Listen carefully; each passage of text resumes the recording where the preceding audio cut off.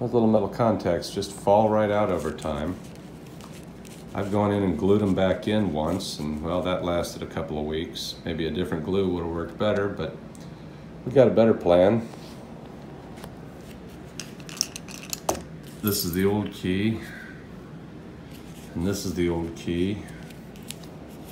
Bought her a couple of new keys, tried to program them via the instructions here. Well, you know, it's Chinese stuff, so that worked real well. Didn't happen, but made this key work perfectly well by taking the guts out of it and flipping it over. I'm going to take the guts out of another one. We're just going to take the key out, a little slider here, and that pulls out. And I'm going to stick a screwdriver in there and pry that.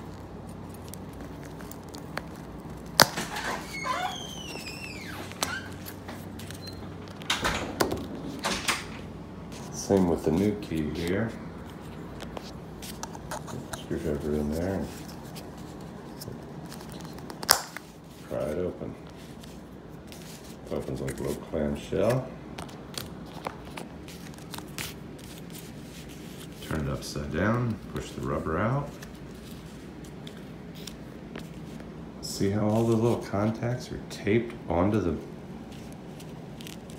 surface, onto their mating surface, instead of, here's the original Dodge. Oh, look at that crap. So we're going to put that tape on this board, and it'll be a brand new world.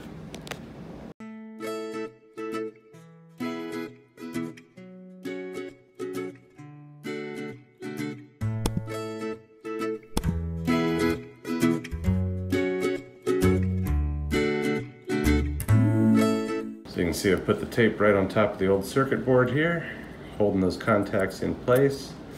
Now that I know how that works, I suppose I could have just, well, I can't pick them up. I could have just put these little contacts onto here, some packing tape over it, and then cut the packing tape out around the edges.